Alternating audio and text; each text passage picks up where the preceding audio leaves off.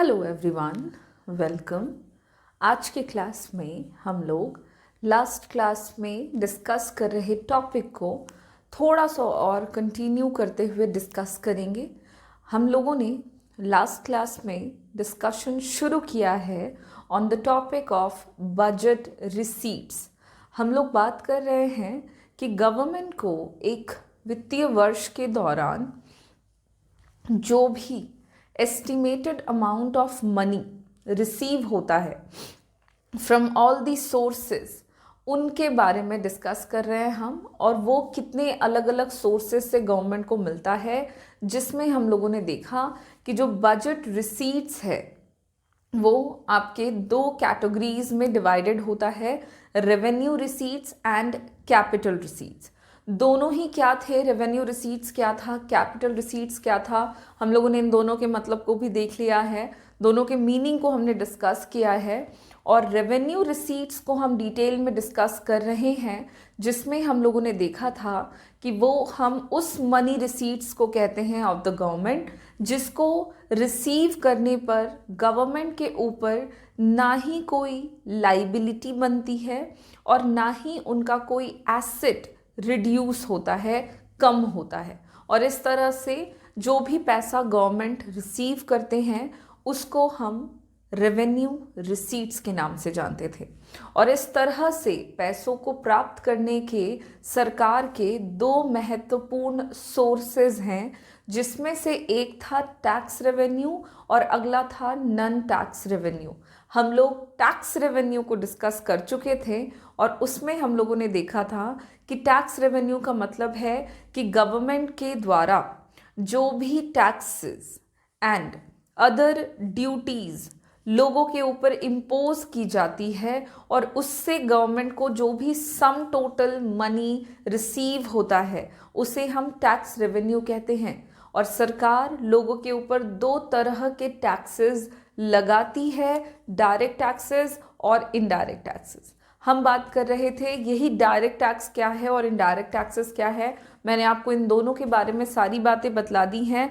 आज क्या बात करेंगे, फिलहाल अभी इन दोनों ही टाइप ऑफ टैक्सेस के बीच में डिफरेंसेस देख लेंगे, जो कि एक इम्पॉर्टेंट टर्म है, जो कि हमसे पूछा जाने वाला क्वेश्चन होता है कि what are the differences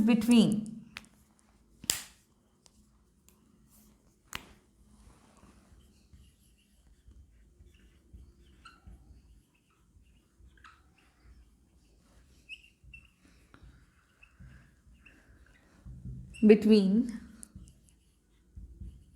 direct taxes और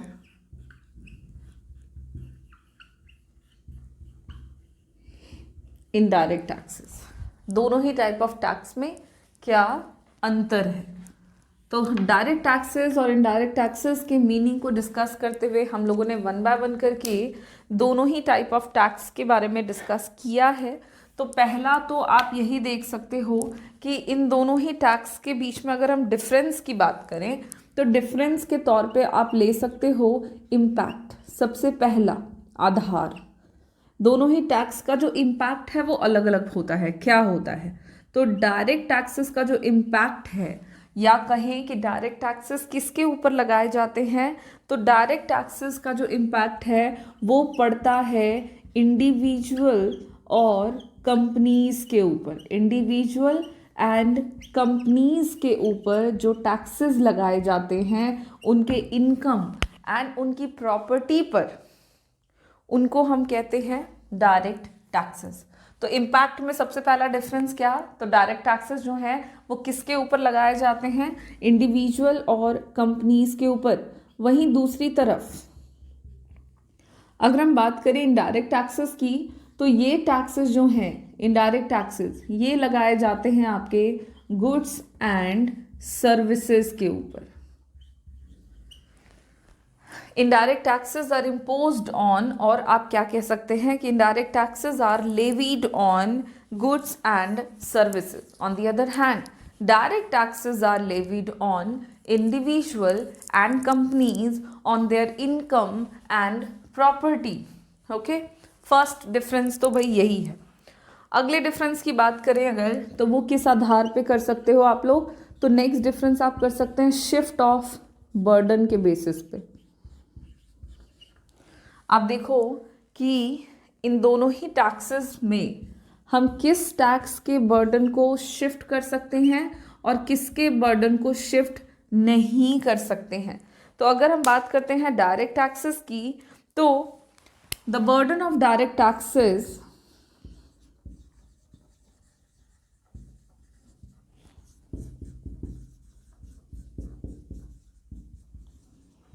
कैन नॉट बी शिफ्टेड। इस टैक्स के बर्डन को आप शिफ्ट नहीं कर सकते हैं, जिसका मतलब है कि इस टैक्स को जिसके ऊपर लगाया जाता है, दैट इज इम्पैक्ट एंड, या इसको आप कहें इंसिडेंस, इम्पैक्ट एंड इंसिडेंस, दोनों का मतलब क्या है तो ये भी समझोगे। इम्पैक्ट का मतलब हो गया कर का भार, और इंसिडेंस मतलब होता है चुकाने का भार, ठीक है। तो इम्पैक्ट और इंसिडेंस जो होता है इस टैक्स का is on the same person. तो इस टैक्स का जो इम्पैक्ट और इस टैक्स का जो इंसिडेंस होता है वो सेम पर्सन पर पड़ता है, जिसके ऊपर डायरेक्ट टैक्सेस लगाया जाता है उसी को डायरेक्ट टैक्सेस पे करने पड़ते हैं। यानी कि इसमें हम टैक्सेस के भार को, उसके बर्डन को शिफ्ट नहीं कर सकते हैं। वहीं पे अगर हम इनडायरेक्ट टैक्सेस की बात करते हैं तो इनडायरेक्ट टैक्सेस के केस में ऐसा है कि the burden of indirect taxes can be shifted, that is impact and incidence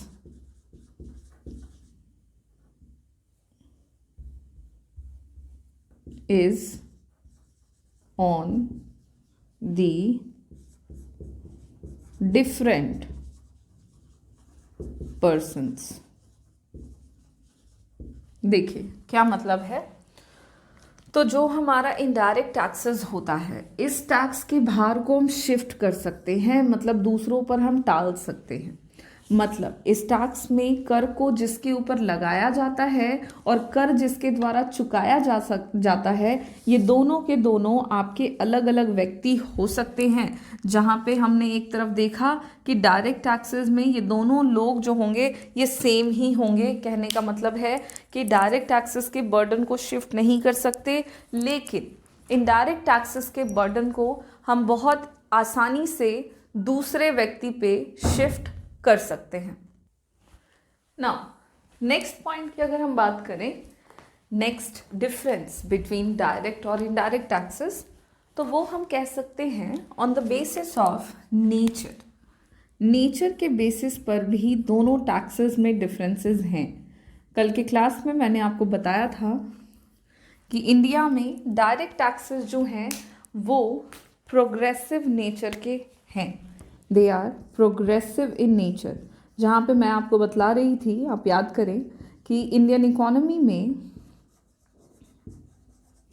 अगर डायरेक्ट टैक्सेस के केस की बात करते हैं तो ये इस तरह का सिस्टम है कि जिस व्यक्ति के पास जितना ज़्यादा इनकम है, जिसके पास जितना ज़्यादा धन है, उस व्यक्ति को उतना ही ज़्यादा टैक्स पे करना पड़ेगा। प्रोग्रेसिव का मतलब हो गया कि इनकम के बढ़ने के साथ साथ जो टैक्स को पे करने का बर्डन है वो भी बढ़ता चला जाता है। और इस तरह के सिस्टम के साथ डायरेक्ट टैक्सेस इंडियन इकोनॉमी में लागू किए गए हैं या लागू किए जाते हैं। वहीं पे दूसरी तरफ अगर हम इनडायरेक्ट टैक्सेस की बात करें तो ये प्रोपोर्शनल है नेचर में। प्रोपोर्शनल कहने का मतलब है समानुपातिक है नेचर में ये टैक्स, मतलब ये गुड्स एंड सर्विसेज पे लगता है और गुड्स एंड सर्विसेज जो है वो जो भी व्यक्ति परचेज करेंगे उनको इस तरह के टैक्सेस को चुकाने पड़ेंगे। तो सबके लिए ये समान है, किसी के लिए कम या ज़्यादा नहीं है। आप जो भी सामान लोगे, जितना ज़्यादा लोगे उतना ज़्यादा टैक्स पे करना पड़ेगा, कम लोगे कम करना पड़ेगा। अमीर गुड्स एंड सर्विसेज को परचेज करते हैं टैक्स चुकाना पड़ेगा। गरीब गुड्स एंड सर्विसेज को अगर खरीदते हैं तो उनको भी टैक्स पे करना पड़ेगा। तो this is called proportional in nature, और इस तरह से आपका इनडायरेक्ट टैक्सेस इंडियन इकोनॉमी में काम करता है। एक और पॉइंट में हम डिफरेंसेस निकाल सकते हैं दोनों ही टैक्सेस के बीच में, and the basis is coverage. Coverage की बात करें कि क्या डायरेक्ट टैक्सेस का जो रीच है वो all sections of the society तक है, या फिर इनडायरेक्ट टैक्सेस जो है ये हर किसी को चुकाना पड़ता है।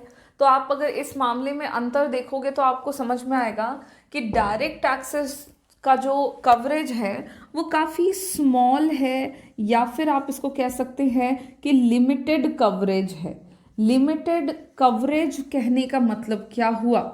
तो लिमिटेड कवरेज का कहने का मतलब हुआ कि डायरेक्ट टैक्सेस जो होते हैं इनका लिमिटेड रीच होता है, लिमिटेड पहुंच होती है हर एक व्यक्ति तक, और इस तरह के टैक्सेस को इकोनॉमी के हर एक व्यक्तियों के द्वारा चुकाया नहीं जाता है, क्योंकि जैसा कि मैंने बताया कि प्रोग्रेसिव नेचर का है और इकोनॉमी में अमीर लोग बहुत हैं, गरीब लोग भी बहुत हैं।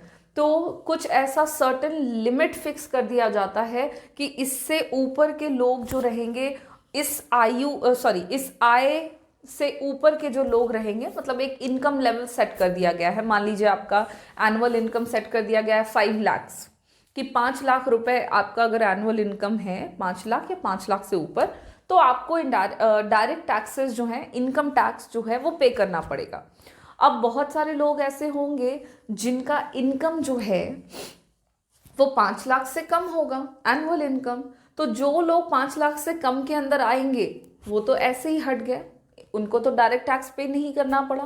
तो डायरेक्ट टैक्सेस के बारे में यही बात है कि इनका जो कवरेज है वो काफ़ी लिमिटेड है, सीमित है। हर एक व्यक्ति को डायरेक्ट टैक्स चुकाना नहीं पड़ता है, बल्कि डायरेक्ट टैक्सेस जो हैं बस उन्हीं लोगों को चुकाना पड़ता है जिनके पास एक सर्टेन लिमिट से ज़्यादा इनकम है, संपत्ति है, उनके पास प्रॉपर्टी है, उनको ही ये पे करना पड़ेगा। लेकिन अगर हम बात करें इनडायरेक्ट टैक्सेस की, तो इनडायरेक्ट टैक्सेस के साथ ऐसा है कि इस तरह के टैक्सेस का जो कवरेज है वो काफ़ी वाइड है, वाइड कवरेज है आपके इनडायरेक्ट टैक्सेस का। वाइड कवरेज कहने का मतलब हुआ कि इनडायरेक्ट टैक्सेस किस पे लगते हैं? गुड्स एंड सर्विसेज पे, इंडिविजुअल पे नहीं लगता है। तो जो भी व्यक्ति गुड्स एंड सर्विसेज को परचेज करता है उसको ये टैक्स पे करना पड़ता है। अकॉर्डिंगली अगर हम इनडायरेक्ट टैक्सेस के कवरेज की बात करते हैं तो कंपैरेटिवली ये डायरेक्ट टैक्सेस से ज़्यादा है, इसका रीच लोगों तक ज़्यादा रहता है, वाइड रहता है, और ये हर एक सेक्शन ऑफ द सोसाइटी को इम्पैक्ट करता है। जितने भी लोग, चूँकि लोग हैं, गुड्स एंड सर्विसेज तो परचेज करते ही करते हैं, जितने ज़्यादा गुड्स एंड सर्विसेज परचेज करेंगे उतना ज़्यादा उनको टैक्सेस पे करना पड़ेगा। अमीर परचेज करेंगे तो टैक्सेस पे करना पड़ेगा, गरीब होंगे वो परचेज करेंगे गुड्स एंड सर्विसेज तो उनको भी टैक्सेस पे करना पड़ेगा। तो कहीं ना कहीं अगर कवरेज के सेंस में बात किया जाए तो वो जो है वो आपका इनडायरेक्ट टैक्सेस का वाइड होता है, काफ़ी ज़्यादा होता है, और डायरेक्ट टैक्सेस का जो कवरेज है वो कम होता है। ये आपके बेसिक डिफरेंसेस हो गए, और आप पॉइंट्स बढ़ाते हुए एक पॉइंट में और डिफरेंस बढ़ा सकते हो, दैट इज एग्जाम्पल। अगर आप दोनों ही टैक्सेस के, दोनों ही टाइप ऑफ टैक्सेस के एग्जाम्पल्स देना चाहें तो आप वो भी दे सकते हैं। और डायरेक्ट टैक्स के एग्जाम्पल में आप लिख सकते हो इनकम टैक्स। डायरेक्ट टैक्स का जो एग्जाम्पल है उसमें आप सबसे पहले तो एक इम्पॉर्टेंट टैक्स का नाम लिखोगे, दैट इज इनकम टैक्स। उसके अलावा आप वहाँ पे और भी टैक्सेस के नाम दे सकते हैं जो कि मैंने आपको कल के क्लासेस में बताया था। इनकम टैक्स हो गया आपका सबसे पहला, उसके अलावा corporate tax, then death duty, ये सारे आपके डायरेक्ट टैक्सेस के एग्जाम्पल में आ जाते हैं।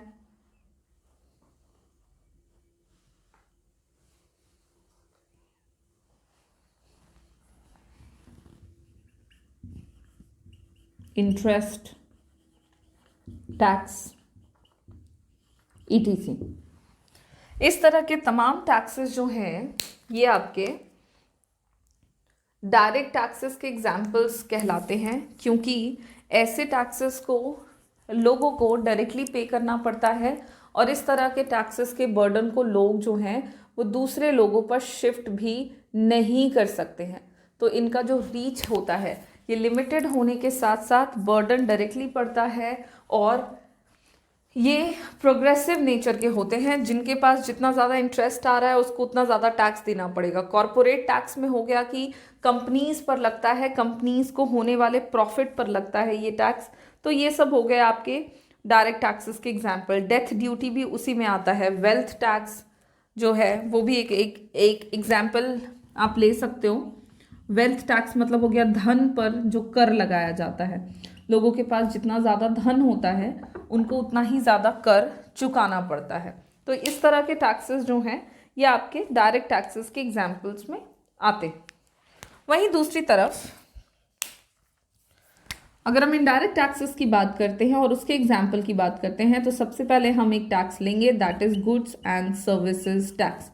देखिए, बिफोर इंडिया में GST के आने से पहले बहुत अलग अलग तरह के टैक्सेस थे जो लगाए जाते थे, ठीक है। तो गुड्स एंड सर्विसेज टैक्सेस उन सारे टैक्सेस का एक कह सकते हैं आप एक सबमिशन है। वो सारे टैक्सेस इसमें आते हैं। उसके अलावा इसमें और भी टैक्सेस आते हैं जैसे वैल्यू एडेड टैक्स। ये एक स्टेट से दूसरे स्टेट में गुड्स एंड सर्विसेज जब जाते हैं तब उसके ऊपर टैक्सेस लगाया जाता है। एक्साइज ड्यूटी ये भी हो गया आपका एक इनडायरेक्ट टैक्स का एग्जाम्पल, क्योंकि ये गुड्स एंड सर्विसेज पे लगता है। कस्टम ड्यूटी, जब एक कंट्री से दूसरे कंट्री में गुड्स एंड सर्विसेज को इंपोर्ट और एक्सपोर्ट किया जाता है तो उसके ऊपर जो टैक्सेस लगाए जाते हैं उनको हम कस्टम ड्यूटी कहते हैं।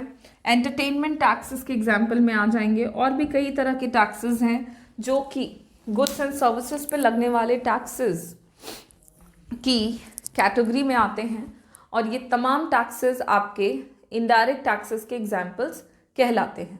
और इस तरह से डायरेक्ट और इनडायरेक्ट टैक्सेस के बीच में आप क्लियरली डिफरेंसेस लिख सकते हैं, याद रख सकते हैं। और इसी के साथ हमारा difference between direct and indirect taxes जो है ये यहाँ पे कंप्लीट होता है।